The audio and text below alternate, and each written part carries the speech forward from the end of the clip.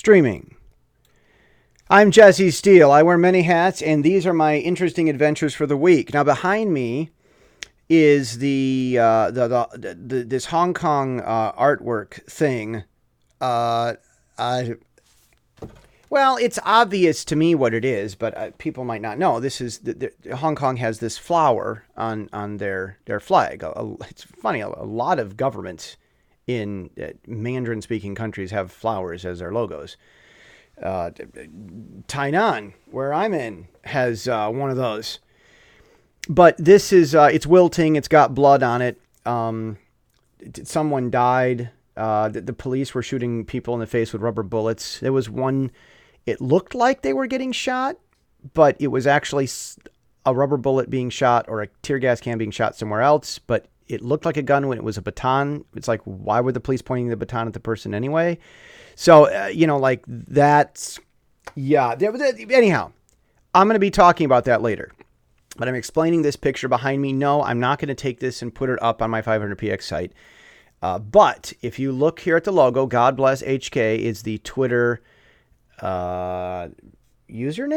Is that what it's? Anyhow, there it is.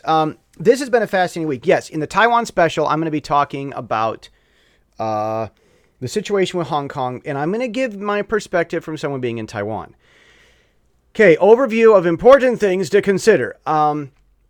See, I said it in Feature Friday last week. And I think I might have said it before elsewhere. I'm aware that stuff is happening in Hong Kong. I did not discuss the march last weekend, like we're talking 9 days ago. 8, 9, like over a week ago. The weekend before last. I did not talk about that at the Pacific Daily Times because for me, a 1 million person march in Hong Kong protesting their government that doesn't care about them isn't news. So there's a lot of protests. Yeah, it's the largest there's ever been, but there have been so many, it wasn't news. And I said on Feature Friday, I aired it Monday night for me, Monday morning for you. It went out and then, but it didn't become available to the public until Friday. I said on Feature Friday, I'm not interested in just the march itself.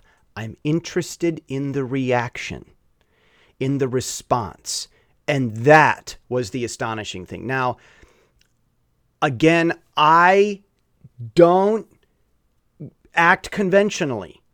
I do not report the same news story everybody else is. I don't do reporting. I do opinion. It is important. I do news stacks and opinion.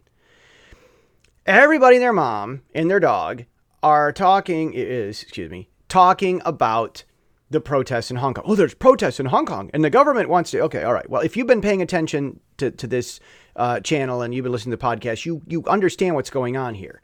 There's this extradition law. They can grab anybody and send him to China if China says, we think he is criminal, so send him to us. So, that's, they want to use Hong Kong police to,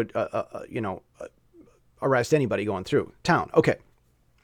Well, people are protesting that because Hong Kongers could get extradited to China for high crimes against Beijing or what the heck ever. So that's a known thing. I'm not only going to talk about Hong Kong. I see what's happening in the greater Pacific. So at the Times this week, I've already recorded it. It's on the way. The Pacific Daily Times Cadence editorial, the one that's about the Far East, it's long. And I read this long thing and I got it perfectly right the first time through. It was amazing just for reading that much without making a single mistake. I explain what's happening in Hong Kong in the context of what's happening in Taiwan. And I even have a theorem. Go check it out. It's the Cadence this week. It's long. And again, I put stuff in a greater context, but I am going to talk more about Hong Kong later on in the Taiwan special this week. Now, as this is going on, okay, I have been revamping PacificDailyTimes.com. You can go there now to see where the dev progress is. I'm turning it into a kind of semi-drudge thing where I will be pushing out my news stacks that go into the editorials for the Symphony. So the Symphony is the editorials, is what I call the editorials. I'm a music man at heart. So the editorials for the Pacific Times are called Symphony, and they have musical terms like cadence and encore and this stuff. I'm not going to say jazz because that'd be an insult. So PacificDailyTimes.com is getting a total revamp. It gives time zones around the Pacific, Honolulu, Phoenix, which doesn't have daylight saving time, singular, not plural, Chicago, because most times are given in New York time. So it gives you local time. The seconds tick by. It tells you your local date. It's got the space weather. I was a fan of Ben Davidson before I knew his name, Suspicious Observers. Yeah, I've got a little embed with his daily news stuff that goes up for weather. I've got some weather map link. Like, it's the real news site. If you want to do news, that's going to be there. And I'm still working on some of the tech on the back end, but there will be a live feed. I think updated every 15 minutes, I'll do it. There will be a live, regularly updated sort of, kind of, can I call it a feed-ish maybe? Like it will be like Drudge, kind of, and it will be updating what my news articles will be that I'm putting in the news stack that week. These editorials that I write at Pacific Times are news stacks. So that's coming. I'm trying to kind of make it sort of a Drudge thing. There will be simple ads on it. I'm not going to, you need, like a news site needs to have 1 or 2 ads or it just seems weird, but I'm not going to attack it with ads. I might do 1. So I don't know, maybe 2 at the bottom. Like it won't be much. Okay. I'm really thrilled about that. What has anything else been going on this week? What did has anybody talked about?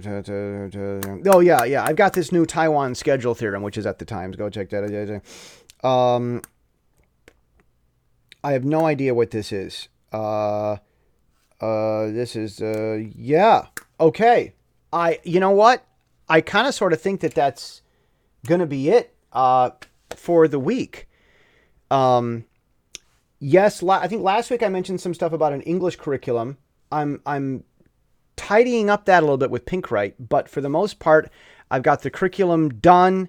I'm going to wrap it into individual classes. So in massive English communication, like it's going to be critical thinking. Like I've already written out critical thinking stuff, how to do debates, different types of literature. So I've got a amazing English curriculum coming out at Pinkwright. But right now, I'm shifting everything towards revamping PacificDailyTimes.com. It's going to be great when it shows up. I'm hoping that it's useful like Drudge. Is it shooting too much to say that I hope that it's more useful than Drudge? Nothing against Matt. See you tomorrow.